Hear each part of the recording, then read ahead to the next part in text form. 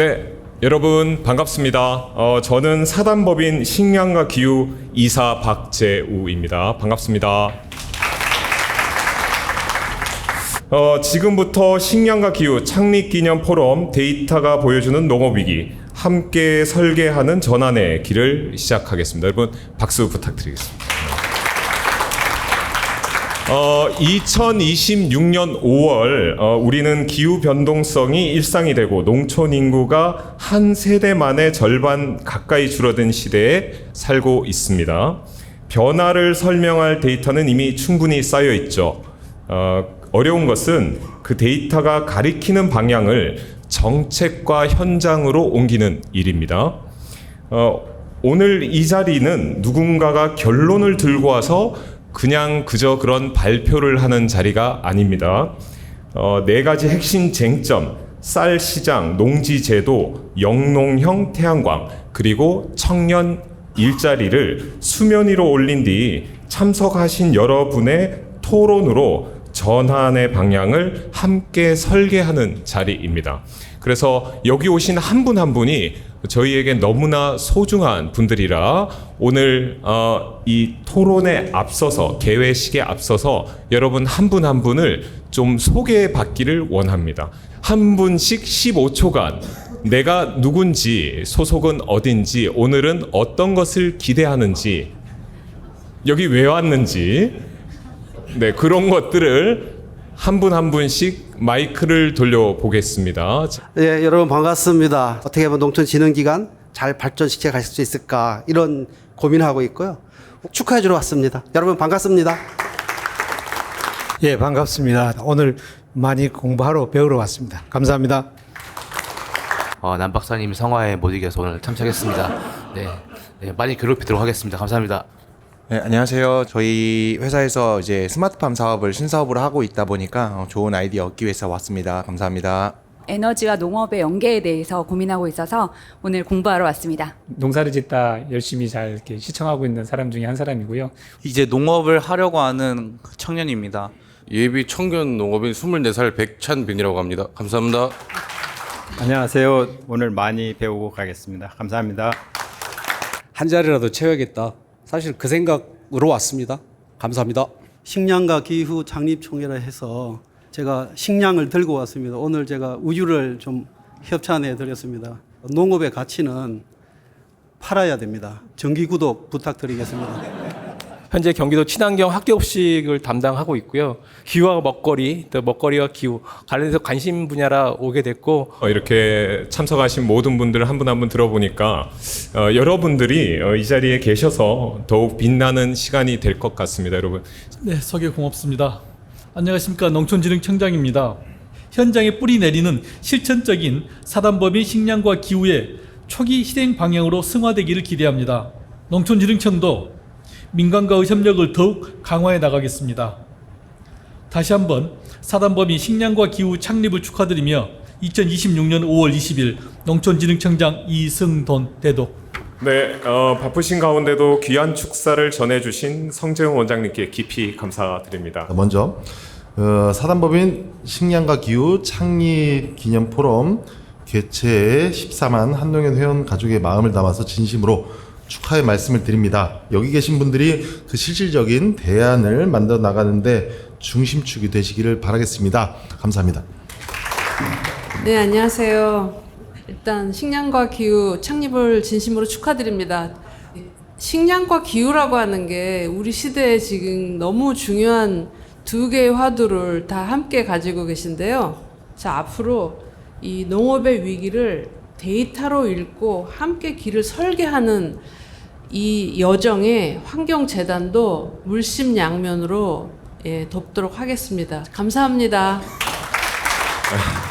바쁘신 가운데도 귀한 축사해 주신 저희 이미경 대표님께 다시 한번 박수 부탁드리겠습니다. 네. 이제 오늘 포럼의 기조 강연을 하겠습니다. 주제는 기후위기와 농촌 인구 붕괴 극복을 위한 농정 방향 대전환 과제입니다. 농정 연구의 가장 무게 있는 목소리 중 한 분이십니다. 예, 반갑습니다. 저 스스로 이 농촌 문제에 대한 대전환을 과제하는데 사실은 여기에 우리가 농업이라는 측면에서 보면 기후위기, 경영위기 이 두 가지가 가장 큰 농업이라는 산업의 지속 가능성이라는 측면에서는 핵심적인 고민이고, 지역사회 인구 붕괴라는 것은 뭐 병원, 학교 이런 기초 생활 서비스가 다 사라지는 이 속에서 생존의 문제가 되기 때문에 이 두 주제는 굉장히 큰 주제인과 동시에 다중 복합이기에 있는 우리 농업, 농촌에 대한 모든 걸 담는 얘기 같아요. 농업이라는 것은 어느 시대든지 중요한데 다만 먹거리의 양태가 다르겠죠. 우리가 미래 전략 산업이라는데 과연 미래 전략 산업의 당당한 산업으로서 직업인으로서의 그 모습은 뭘까? 우리 농업, 농촌이 어디로 가나? 여기에 대해서는 사실 아무도 답을 못하고 있는 거예요. 진단과 반성이라는 것도 결국은 보면 농업, 농촌이라는 것은 산업의 영역과 지역의 영역이 같이 공존하기 때문에 굉장히 복합적인 위기이기 때문에 하나로 가지고 풀기는 힘들 거라는 거죠. 오늘 행사 거듭 축하드리면서 우리 농업, 농촌의 새로운 미래 준비에 좀 도움이 됐으면 합니다. 예. 귀한 말씀 감사드립니다. 다시 한번 큰 박수 부탁드립니다. 네, 이제 오늘 포럼의 본 세션 주제 발표를 시작하겠습니다. 오늘은 결론을 내기보다 문제 토론해야 할 주제를 던질 수 있도록 각 발제자분들께 부탁을 드렸습니다. 발제를 모두 들은 후에 바로 토론에서 질의응답과 깊이 있는 토론을 이어갈 예정입니다. 첫 번째 발표는 진중현 세종대 교수님께서 민간 쌀 시장 활성화를 위한 정책 방향에 대해서 발제해 주시겠습니다. 네, 안녕하십니까. 방금 소개받은 세종대학교 스마트 생명산업융합학과의 진중현입니다. 스마트 생명산업융합학과 생소한 이름이지만 딱 여기에 맞습니다. 그러니까 우리가 지금 식량과 기후 어려운 문제들을 스마트하게 산업에 연계해서 융합적으로 아주 복잡하게 만들어보자, 이런 얘기입니다. 복잡한 이야기가 되죠. 그러니까 그것을 우리가 어떻게 풀어나가야 할까요? 라는 걸 고민하기 위해서 저희 학과에는 저와 같은 종자를 연구하는 사람도 있지만 그것을 가지고 스마트 농업으로 로봇까지 하고 있고요. AI도 하고 있고요. 천연물, 그 다음에 디지털, 그 다음에 맨 마지막에서 의학학적인 소재를 개발하는 것까지 한 과에 다 있습니다. 그래서 이제 저희 학교에서는 어떻게 하면 이 농업과 이 식량과 기후의 문제를 풀어낼까라는 것이 학과의 미션입니다. 그래서 오늘 이야기도 똑같습니다. 민간 주도 쌀산업 활성화를 위한 가치사를 혁신, 이미 답을 정해놨습니다. 답을 저희 말씀을 드렸고요. 이게 방법은 뭐냐? 식량 종자 민영화에서 전후방 산업 생태계로 패러다임을 전환하자라는 겁니다. 그러니까 생각의 방향을 바꾸자는 얘기죠. 특수한 것일수록 민간이 하고 일반적인 것일수록 공공이 해주는 역할을 분담했으면 합니다. 그래서 논의를 위한 제안을 3개만 정립했습니다. 첫 번째, 우리는 프리미엄 시장 창출을 위해서 더 비싼 종자 가격을 수용할 사회적 합의가 되어 있습니까? 소비자 인식에 대한 얘기입니다. 두 번째, 적자에 허덕이는 RPC를 민간 종자 R&D와 직접 결합시킬 파격적인 유통 구조 조정이 가능합니까? 이거는 민간 공공 조화를 얘기합니다. 자, 세 번째, 이 모든 가치 사슬의 역동성을 단기간에 폭발시킬 식량 작물 규제 샌드박스의 첫 번째 대상은 무엇일까요? 바로 제도에 대한 이야기입니다. 이 세 가지를 오늘 제안해서 뜨거운 토론이 되어서 우리가 한번 한 발짝이라도 앞에 나가보고 싶습니다. 감사합니다.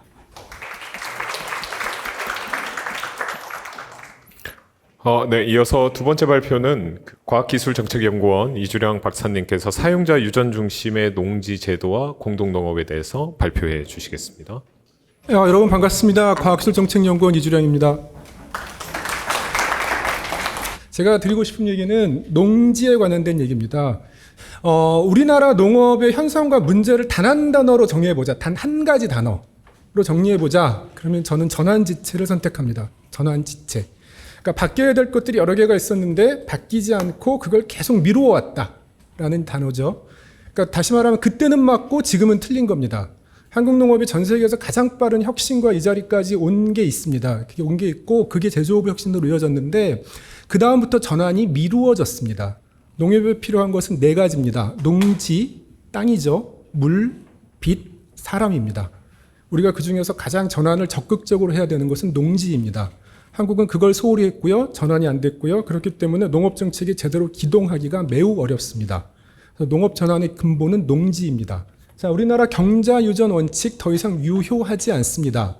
지금 이미 50%가 비농민 소유고요. 조금 지나면 80%가 비농민 소유가 됩니다. 경자유전 원칙. 하지만 경자유전 폐지도 답은 아니라는 겁니다. 그래서 경자유전이라는 것을 확장하고 재설계하는 것이 우리의 키포인트, 여기를 어떻게 할 것이냐, how to, 디테일에 대한 더 깊은 논의와 설계가 있어야 됩니다. 자, 그래서 첫 번째는 경자유전을 재해석해야 되는데 직접 경작이라는 것을 어떻게 볼 것이냐, 농업인 한 명으로 볼 것은 아니다라는 거죠. 그래서 공동농업이나 농업법인, 심지어 주주형까지도 경작에 대한 의미를 확장할 필요가 있다라는 게 첫 번째 이야기고요. 그리고 두 번째가 공동농업 제도화라는 거에 대해서 다시 한번 우리가 깊게 봐야 된다. 우리나라 농지은행, 농어촌공사에서 하는 농지은행은 우량농지와 거래 가능 농지만 대상으로 합니다. 그리고 그 활동이 매우 제한적입니다. 이거를 대단히 확대할 필요가 있습니다. 또 하나는 농지와 에너지의 통합 설계입니다. 태양광, 신재생 에너지는 농촌 지역에서만 설치할 수 있거든요. 공간과 바이오매스가 있기 때문에 그렇습니다. 그리고 에너지가 개입되는 순간 농지와 농업의 경제성이 완전히 바뀝니다. 제가 드리는 질문입니다. 네 가지로 요약합니다. 하나는 경자유전, 어디까지 재해석할 것이냐. 경자유전 폐지한다고 해결되지 않는다라는 거죠. 두 번째는 주주용 공동농업 법제화. 자, 주주용 공동농업이 크게 확대가 되려면 현행법을 고쳐야 될 것이 너무 많이 있습니다. 그다음 세 번째는 영농형 태양광, 그리고 네 번째 농지은행. 지금의 농지은행이 제도하는 게 이걸로 충분하냐라는 겁니다. 농지운영이 더 큰 리스크를 테이크하고 할 수 있도록 여러 가지 길과 제도, 예산을 열어줘야 되는 것이 않겠느냐라는 것이 고민의 출발점입니다. 예, 여기까지 마치겠습니다. 고맙습니다. 네네. 그 세 번째 발표는 엔벨롭스의 윤성 대표님, 영농형 태양광은 어떻게 진행되어야 하는가에 대해서 논의해 보겠습니다. 네, 안녕하세요. 주식회사 엔벨롭스 윤성입니다. 자, 저희는 원래는 에너지 기업입니다. 엔벨롭스는 개도국에서 지속 가능한 신재생 에너지 사업을 보급하기 위해서 만든 소셜 벤처고요. 이거를 2018년에 저희가 창업을 해서 처음으로 만든 사업이 이제 남태평양 피지에 있는 3메가와트짜리 영농형 태양광 사업입니다. 그래서 저희는 에너지 기업임에도 불구하고 특이하게 이렇게 농민을 고용을 하고 있는 농업 기업이기도 합니다. 고부가 작물을 키웠을 때는 발전 소득뿐만 아니라 이 작물 소득도 거의 5대5로 밸런스를 유지를 하면서 작물도 중요해지는 영농형 태양광 시스템이 됩니다. 저희가 출발한 관점은 농업이 어떻게 영농형 태양광 하부에서 지속 가능하고 특히 영농형 태양광을 통해서 기후 적응을 할 수 있냐라는 관점에서 바라보고 있습니다. 그래서 한국도 이제 이번 정부 들어서 햇빛 소득마을이라는 이제 개념을 도입을 하면서 대부분의 햇빛 소득마을이 이제 농지를 대상으로 하기 때문에 영농형 태양광이 많이 도입을 할 텐데 이것을 어떻게 하면 지속 가능하게 도입해야 되냐라는 고민을 좀 깊게 할 필요성이 있다고 보고 있습니다. 그래도 다행히도 이제 수년간 다양한 논의들이 일어난 이후에 5월 7일에 영농형 태양광 특별법이 통과가 됐습니다. 그 특별법의 이제 주요 내용을 보면은 이제 30년 내 운영이 가능함으로써 이제 소득이 어느 정도 보장이 돼서 영농형 태양광이 상업적으로 활용이 될 수 있게 되고요. 그리고 이제 정책 자금이라든지 이 농민들이나 아니면 농업 협동조합이나 농업 기업이 영농형 태양광을 질 수 있는 자본금과 대출을 일으킬 수 있는 금융 구조가 어느 정도 나타나고 있습니다. 그리고 허가 절차 같은 경우는 일단은 이제 시공 관점에서는 좀 바라보고 있고 이 영농을 30년 동안 어떻게 유지해야 되는지에 대한 그런 구체적인 아직 방안이 없어서 그런 부분들을 여기 계신 전문가분들께서 많이 고민을 해주시면 좋지 않을까 생각을 하고 있습니다. 그래서 시공 이후에 30년 동안 운영을 어떻게 할 것인가가 우리가 대답을 해야 될 질문이라고 보실 수 있습니다. 이게 이제 제가 준비한 마지막 페이지인데요. 이제 영농형 태양광 특별법을 보면은 종합지원센터의 지정이라는 조항이 있습니다. 종합지원센터는 이제 영농형 태양광 수행을 위해서 다양한 지원을 하기 위한 여건이 돼야 되는데 요 사진 같은 게 이제 저희가 만든 이제 영농형 태양광 모델 캠퍼스입니다. 이 모델 캠퍼스가 이 지자체와 협업이 돼서 교육적인 목적 그리고 농업의 상업적인 목적 그리고 다양한 AS 전문기지 그리고 다양한 종합지원센터로 같이 활용이 될 수 있지 않을까 생각을 해서 오늘 계신 분들과 이제 협력해서 이런 좋은 모델을 같이 만들면 좋지 않을까 생각을 합니다. 네, 감사합니다. 이번에 이제 마지막 발표자죠. 남재작 박사님, 영농사업 중심의 농산업 생태계 조성과 청년 일자리 부탁드리겠습니다. 네, 남재작입니다. 네.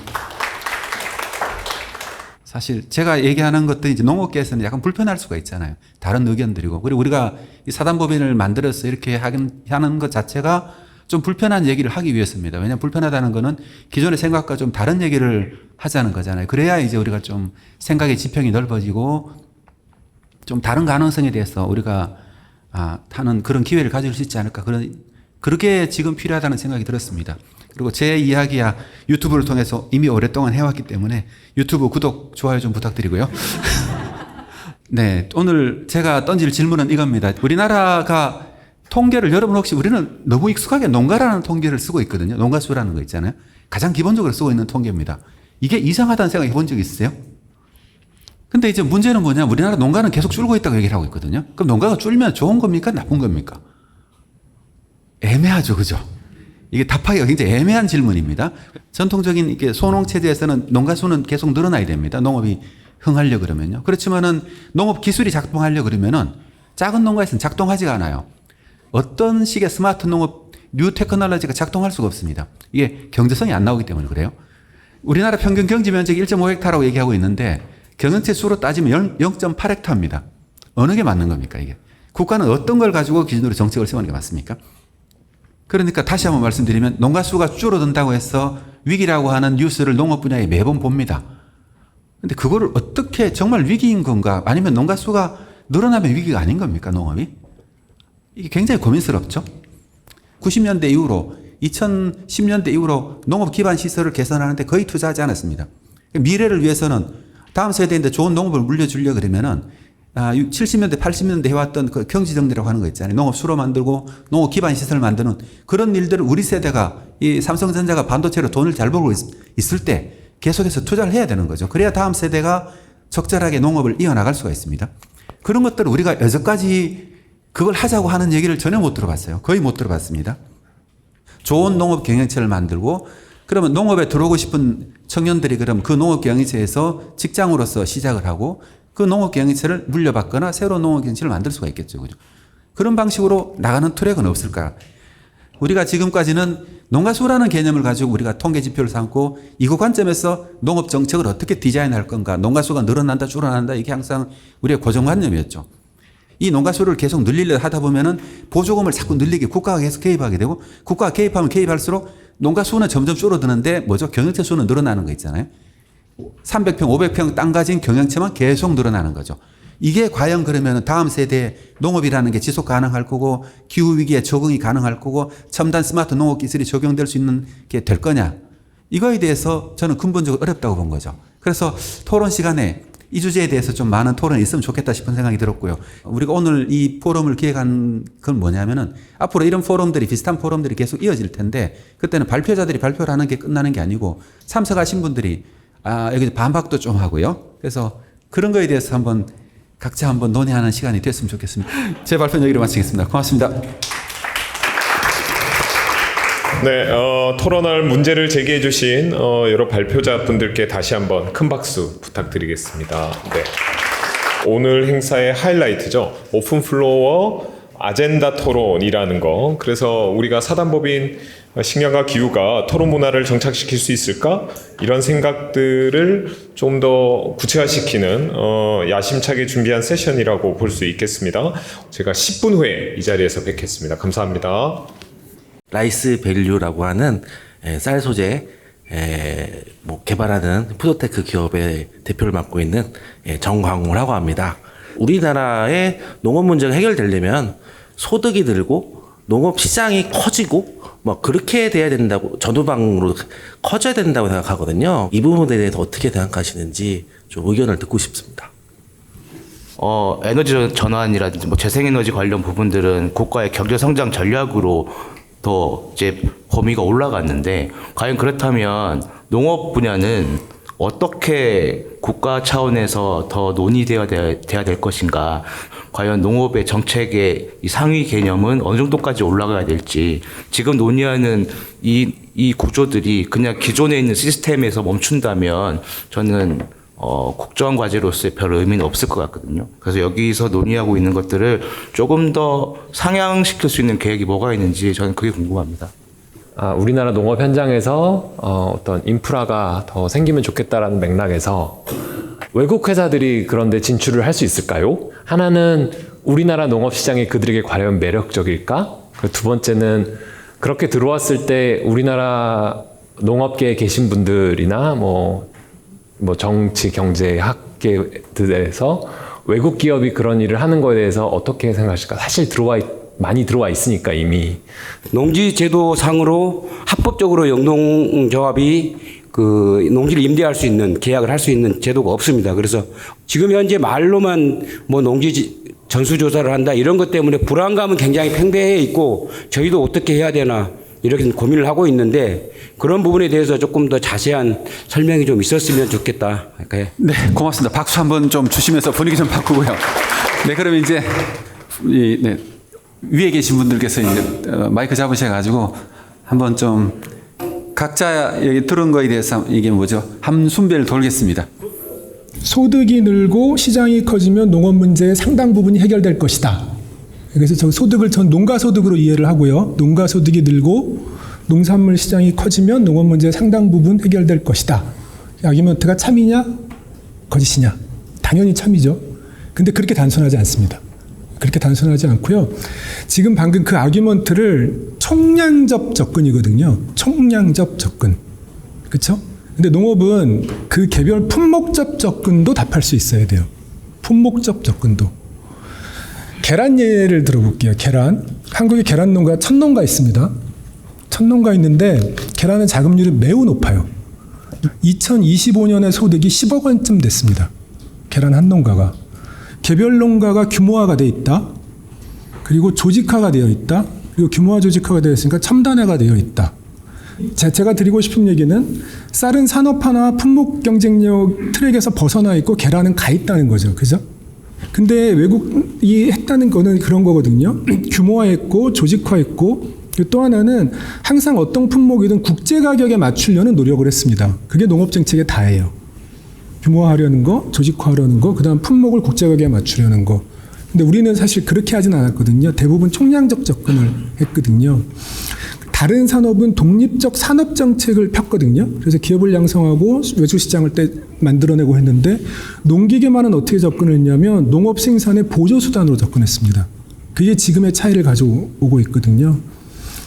저는 여기 있던 세 개의 질문을 위주로 답변을 하면 될 것 같습니다. 먼저 기능성 쌀이 사업성이 있느냐? 굉장히 현실적인 질문이죠. 그러니까 이게 결국은 변화가 소비자에게서부터 출발한 겁니다. 그러니까 취향의 변화, 그 다음에 요구도의 변화. 농업사업은 금융산업입니다. 제가 그걸 깨달았거든요.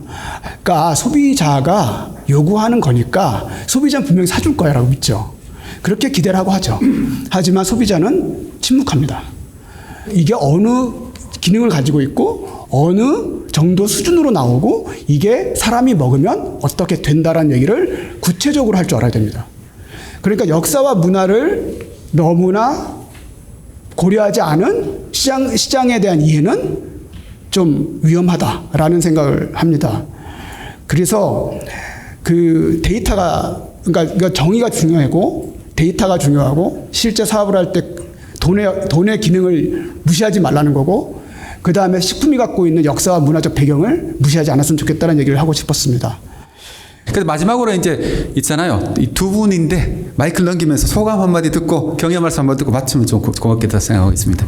사실 저도 농촌진흥청에서 차장까지 하고 퇴직하고서 실제 이런 자리에 참석을 많이 못했었는데 오랜만에 이제 이런 자리에 오니까 과거가 생각이 납니다.